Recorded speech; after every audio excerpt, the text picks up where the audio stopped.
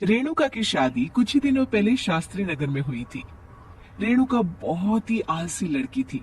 वो दिन भर बेड पर सोती रहती या फिर मैगजीन पढ़ती रहती और घर के काम भी धीरे धीरे ही करती। एक दिन उसकी सास उसके पास आती है।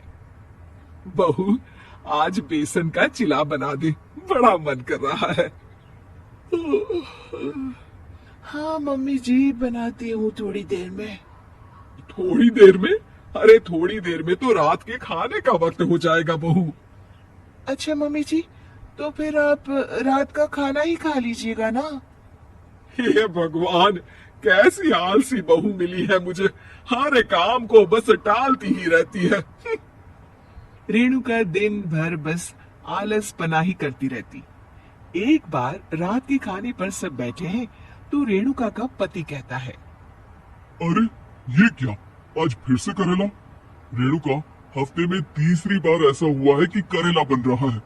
कुछ भी बना लिया करो। अरे इतनी सारी सब्जी मिलती है मार्केट में।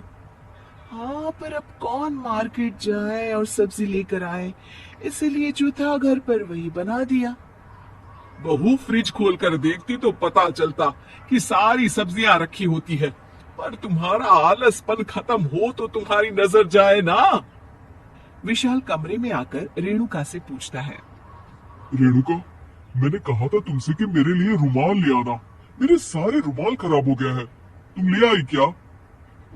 आज नहीं गई, कल ले आऊंगी। उफ़ो, पिछले 4 दिनों से मैं यही सुन रहा हूँ। बिना रुमाल के ऑफिस जाना पड़ रहा है। तुम तो बहुत ही आलसी होती जा रही हो रेणुका। आपको रुमाल की जरूरत है ना, तो खुद ही खरीद लीजिए ना। हाँ, अब वही करूंगा। तुम्हारे भरोसे बैठा रहा तो कुछ नहीं होगा। एक दिन दरवाजे पर बेल बज रही होती है और रेणुका सोफे पर बैठी होती है, पर आलस में दरवाजा खोलती ही नहीं। अरे बहू, कितनी देर से बेल बज रही है? क्या कानों में रुई डालकर बैठी हो जो सुनाई नहीं दे रही बेल? मम्मी जी, अब आप आ ही गई है तो आप ही खोल दीजिए ना दरवाजा। क्यों मुझे ताना मारकर और देर कर रही हैं? अरे वाह, उल्टा चोर कोतवाल को डांटे। सास दरवाजा खोलती है तो उसकी पड़ोसन दरवाजे पर खड़ी होती है। दरवाजा खोलने में इतनी देर क्यों हो गई? सब सो गए थी क्या? और यह भी कोई वक्त है क्या सोने का? हाँ? अरे नहीं नहीं, ऐसी कोई बात नहीं है। आइए आइए, आप लोग अंदर आइए। ओफो, इन सबको भी अभी आना था। अब मम्मी जी लगा देंगी मेरी ड्यूटी किचन में। बहू, पकोड़ी तल दे। बहू, चाय बना दे। अरे बहू, सो गई क्या? कब से आवाज दे रही हूँ। जा, चाय बना कर लिया। हाँ मम्मी जी, अभी जाती हूँ थोड़ी देर में। सास रेणुका को आंख दिखाती है। मतलब थोड़ी ही देर लगेगी चाय बनाने में, अभी ले आती हूँ, बस झटपट।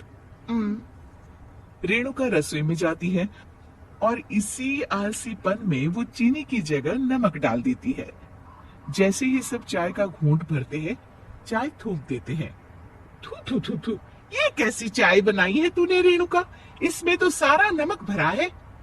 हाँ, और ये पकोड़े, इसमें इतनी मिर्च है कि मेरी तो हालत ही खराब हो गई खाकर।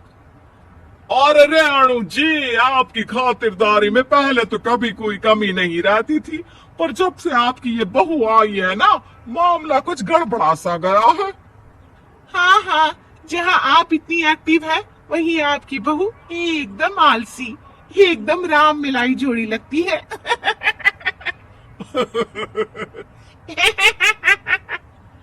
अच्छा जी, चलते हैं अब। नमक वाली चाय पिलाने के लिए बहुत बहुत शुक्रिया। सब वहां से चले जाते हैं। अरे तूने तो मेरी नाक ही कटा दी बहू। वे लोग क्या सोच रहे होंगे मेरे बारे में? मम्मी जी, मैंने तो शक्कर ही डाली थी, पता नहीं नमक कैसे बन गई शक्कर।